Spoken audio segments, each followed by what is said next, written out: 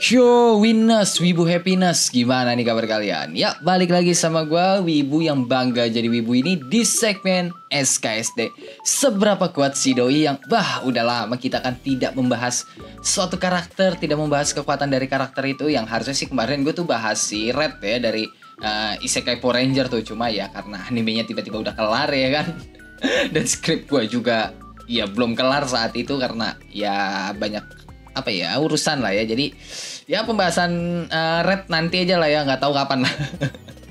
Dan ya sesuai sama apa yang gue bilang kemarin tuh ya kan, kalau di video selanjutnya gue bakal bahas The Beginning After the End. Karena ya emang ya sesuka itu sih gue sama cerita The Beginning After the End ini. Bahkan ya gue kan udah baca novelnya tuh dari waktu manhwanya baru rilis. Karena ya ceritanya menarik, mirip Mushoku Tensei buat bagian awalnya sih. Mungkin ya plek-ketiplek lah ya bagian awal. Tapi ya nanti lo bakal tau lah kalau ini tuh ceritanya beda gitu. Bedanya di mana gitu kan. Cuma ya kalau mau ngebahas itu ya nantilah. Itu ya bisa jadi pembahasan tersendiri kalau ngebahas perbedaan Mushoku Tensei sama ya The Beginning After the End ini. Yang sekarang mau gue bahas ya kekuatan CMC dulu lah, yaitu si Arthur. Tapi ya perlu ingat, yang gue bahas kali ini itu berdasarkan akhir dari novelnya yang udah end tuh. Ya masih lumayan jauh lah dari manhwanya, apalagi ya animenya yang baru rilis pasti masih jauh banget lah itu. Nah, Arthur sebelum direinkarnasi ke Isekai, dia kan udah OP nih. Karena pada dasarnya ya dia itu kan seorang raja sekaligus kesatria. Kekuatannya waktu sebelum direinkarnasi ya udahlah nggak usah ditanya gitu. Karena ya sosok Arthur itu ibarat puncak kekuatan dan pemegang otoritas penuh. Dan ya karena di dunia sebelumnya itu nggak ada sihir, udah pasti dong kekuatan fisiknya Arthur nggak main-main lah. Dan itu dibawa sama Arthur setelah dia reinkarnasi. Maksudnya ya yang dibawa pengalamannya ya, pengalaman teknik-tekniknya gitu loh, bukan fisiknya yang dibawa. Walaupun ya pas awalnya Arthur itu kesusahan karena kan di dunia barunya itu ada sihir kan. Dan Arthur lebih berfokus ke sihir dulu. Apalagi kan dia berbakat nih dalam sihir karena ya terlahir sebagai augmenter atau orang yang punya bakat merubah mana atau energi sihir jadi suatu sihir. Dan karena itulah Arthur fokus dulu tuh ke sihir dari umur 2 tahun. Dia udah ngebentuk mana core-nya dan ya dianggap sebagai anak berbakat juga gitu loh. Yang padahal ya itu dikarenakan Arthur udah punya kesadaran sendiri sejak awal gitu. Pas dari lahir ya Arthur udah punya kesadaran kan. Cuma ya karena fokusnya Arthur ke sihir doang nih ya, dia jadi mengabaikan kekuatan fisiknya. Dan ya jadinya nggak imbang lah antara kekuatan fisik sama kekuatan sihirnya. Sampai nanti ada di satu titik yang ngebuat Arthur sadar kalau kekuatan dia ini nggak balance nih, nggak imbang gitu loh. Maksudnya ya karena kekuatan fisiknya yang kurang, itu dia jadi nggak bisa menopang kekuatan sihirnya gitu loh. Yang akhirnya Arthur mutusin lah kan buat nggak make kekuatan sihirnya selama beberapa tahun dan lebih fokus dulu nih ningkatin kekuatan fisiknya dulu. Yang itu ngebentuk ulang fisiknya Arthur lagi. Apalagi kan ya dia ini udah punya pengalaman nih di dunia sebelumnya. Jadi ya progres peningkatan kekuatan fisiknya Arthur ya bisa dipangkas lah. Yang harusnya bisa 10-20 tahun ini jadi 3 tahun doang. Cuma ya Arthur di sini nggak bener-bener mengabaikan mana core-nya ya. Dia emang nggak pakai sihir tapi dia tetap ngelatih mana core-nya. Atau ya simpelnya berkultivasi lah buat ningkatin mana core-nya itu.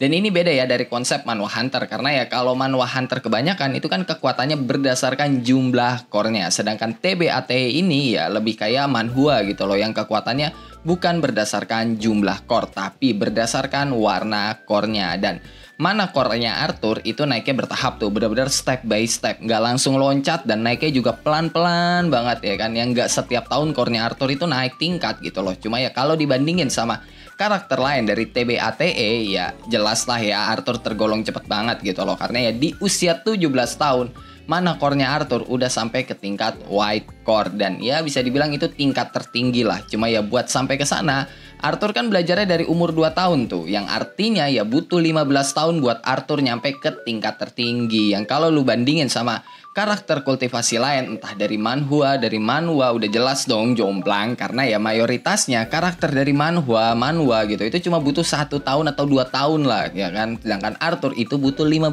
tahun. Makanya ya gue bilang tingkat kultivasinya Arthur itu naiknya bertahap gitu, bukan yang langsung OP banget lah. Oke, sampai sini udah jelaskan. Tingkat tingkat mana core-nya Arthur sekarang itu ada di white core.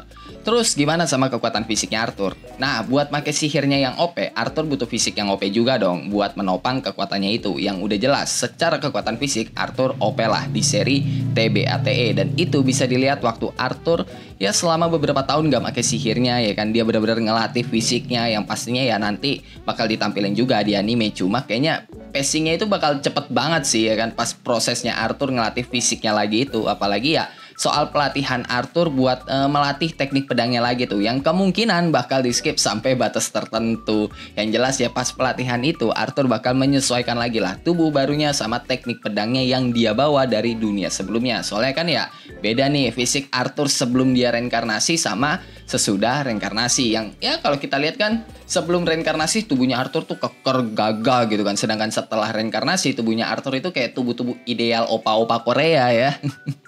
Dan kalau ngomongin yang ada di novel ya udah pasti dong skill berpedangnya Arthur itu ada di puncak dunia, karena ya selain tekniknya sebagai raja di kehidupan sebelumnya yang berdiri di puncak kekuatan, Arthur ya juga dilatih tuh sama Cordry, salah satu petarung terbaik di TBATE yang ya kemungkinan di anime nggak bakal sampai sini sih, cuma ya di manhwa udah nyampe sini lah, udah lewat malah. Dan kalau soal powernya Arthur pas pakai pure kekuatan fisik doang itu ya bisa ngancurin satu bangunan penuh. Ingat, pure fisik, nggak pakai sihir ya. Kalau soal pertahanan secara pure fisik juga, Arthur ya mustahil lah bisa dilukai sama serangan fisik yang ada di bawahnya. Tapi kalau udah digabung sama sihir, ini beda cerita ya. Karena yang gue omongin secara pure fisik dulu nih, belum ada konsep sihir-sihirnya nih.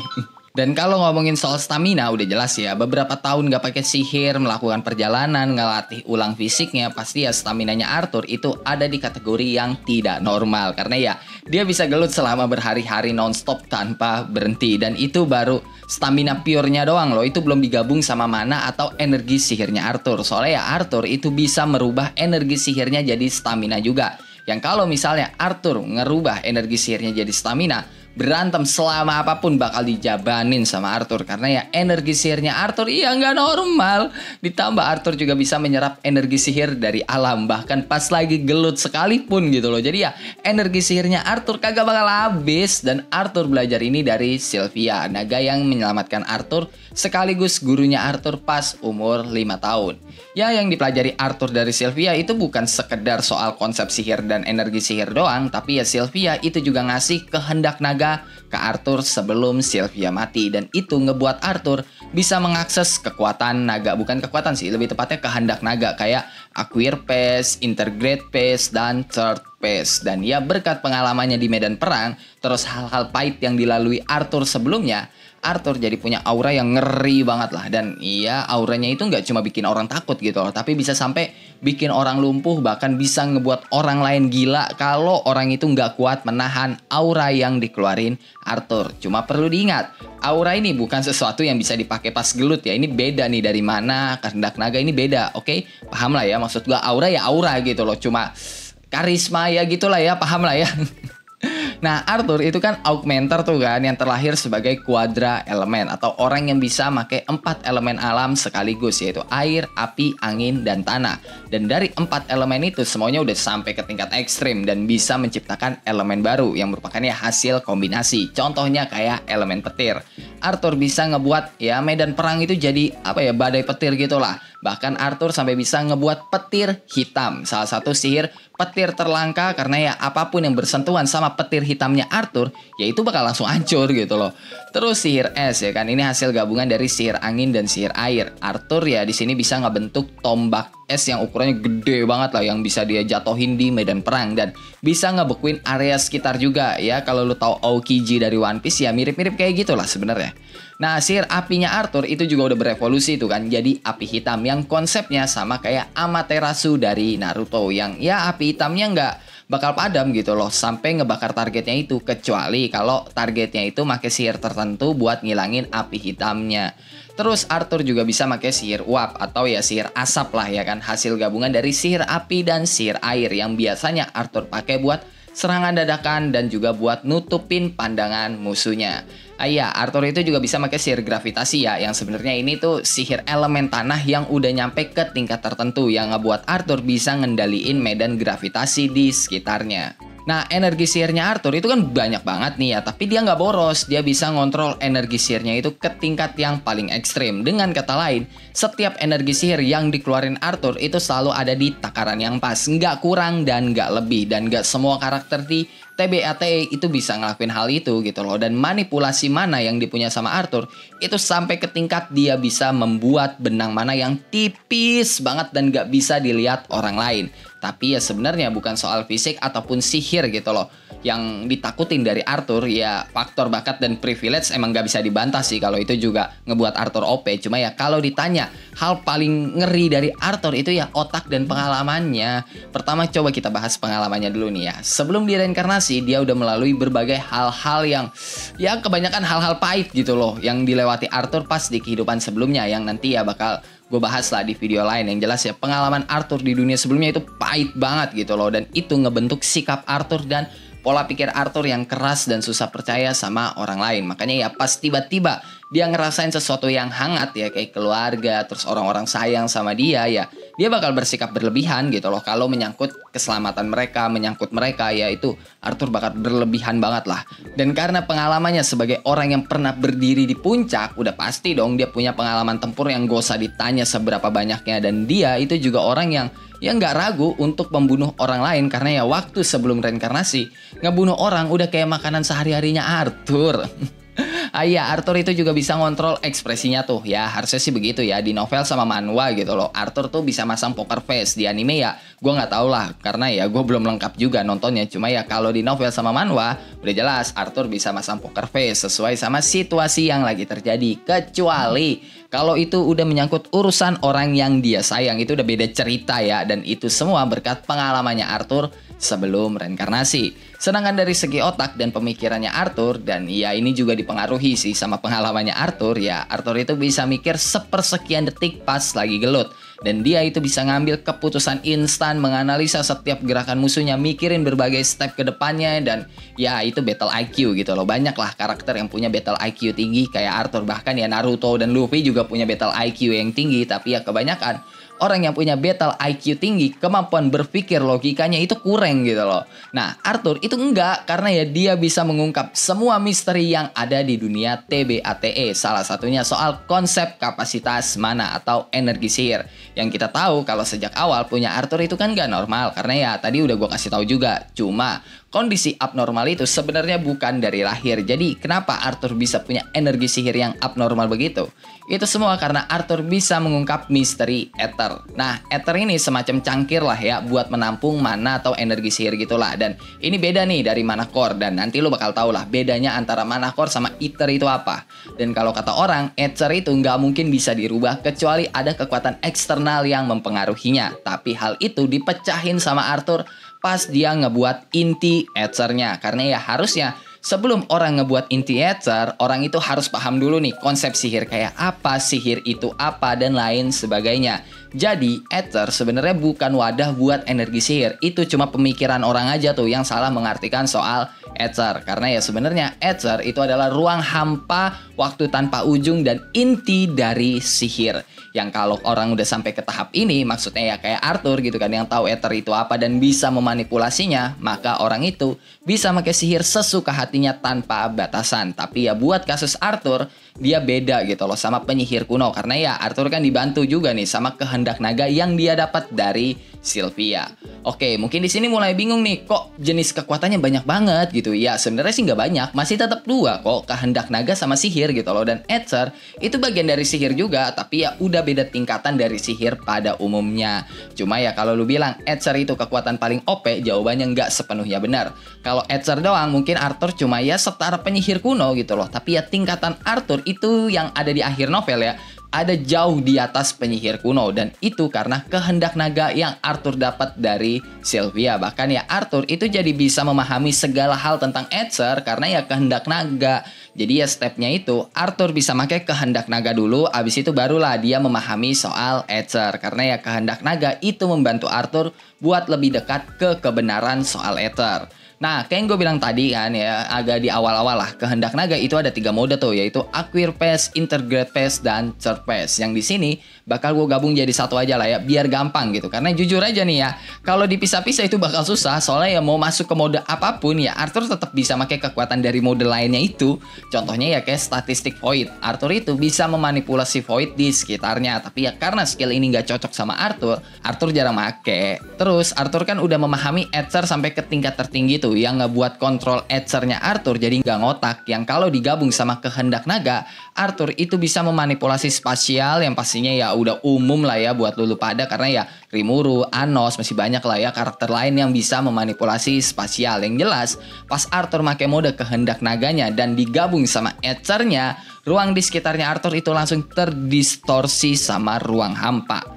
Terus Arthur juga punya God Step yang kesannya sih kayak teleportasi, tapi ya sebenarnya bukan. Ini lebih ke arah gerakan yang manfaatin Ether dan frekuensi Ether. Jadi ya karena selaras itu kesannya kayak teleportasi instan gitu, tapi dalam jarak dekat atau ya pendek gitulah. Dan pas pakai God Step, tubuhnya Arthur itu bakal jadi getaran Ether gitulah. Nah, dengan kehendak naga dan Ether, Arthur itu sampai bisa ngebekuin atom orang lain make Absolute Zero. Dan gak cuma itu, Arthur juga bisa ngebekuin konsep waktu. Ya emang cara kerjanya beda gitu, karena ya kalau ngebekuin waktu, Arthur itu emang pakai Absolute Zero juga, tapi dia juga harus ngelepasin diri dari konsep waktu. Ya kira-kira kayak gitulah. Terus Arthur itu juga bisa mindahin serangannya langsung ke dalam tubuh musuhnya. Jadi Arthur langsung ngincer organ dalam musuhnya itu tanpa melukai fisik luarnya. Nah, Arthur itu juga bisa menghapus keberadaan eksistensi lain, mau itu yang punya fisik ataupun enggak. Yang simpelnya Arthur itu bisa menghapus eksistensi makhluk yang berwujud, tidak berwujud kayak hantu, setan atau apapun itu. Terus sesuatu yang abstrak kayak emosi. Bahkan Arthur juga bisa menghapus ruang hampa. Lu bayangin ngehapus ruang hampa tuh gimana, cok? Terus Arthur juga bisa nge-cancel sihir orang lain tuh, karena ya Arthur itu bisa memanipulasi mana dan ether yang dipakai orang lain dan maksain kehendaknya di dalam sihir orang itu, yang jadinya Arthur punya kendali penuh atas sihir orang lain. Dan gak cuma itu, Arthur itu juga bisa nge-cancel regenerasi orang lain secara mutlak gitu loh. Mau orang itu punya skill regen kayak apapun, sama Arthur bisa di-cancel karena Arthur memegang kendali atas ya ether dan mana orang lain gitu loh. Tapi ya yang lebih gila nih ya, Arthur itu bisa memanipulasi takdir, konseptual, jiwa, dan ingatan seseorang. Dan ini sampai ke tahap apa ya, bukan cuma ngidupin orang gitu loh, tapi Arthur sampai bisa ngerubah masa lalu, merubah masa depan yang udah dia lihat, mereinkarnasi seseorang ke tubuh baru, mengubah takdir mereka. Dan tahapnya itu udah bukan di satu dunia doang, tapi satu universe, termasuk dunia di luar ruang fisik. Maksudnya kayak dunia goib gitu ya. Itu pokoknya semua dipegang sama Arthur gitu lah. Dan ya kalau ngebahas soal kekuatannya Arthur ya kayak gitu loh. Sedangkan kalau resistensi yang dipunya sama Arthur, yang pertama ya resistensi mutlak ke suhu ekstrim. Mau itu terlalu panas, terlalu dingin, gak bakal ngaruh ke Arthur. Terus imun mutlak ke serangan fisik, sihir-sihir standar, dan juga ya racun. Nah, Arthur itu juga gak bisa diserang lewat jiwa, karena ya jiwanya Arthur itu gak bisa hancur ataupun terluka. Dan yang paling penting, Arthur itu punya regenerasi mutlak yang ngebuat dia gak bisa mati. Ya ini ada dua cara sih. Yang satu ya ngebalikin waktu sebelum dia mati gitu kan. Contohnya ya Arthur ini digorok nih ya. Nah, Arthur itu bisa balikin waktu tubuhnya doang tuh sebelum lehernya kena gorok itu. Jadi ya Arthur tidak mengembalikan waktu sepenuhnya. Dia itu cuma mengembalikan waktu tubuhnya doang. Oke, paham lah ya.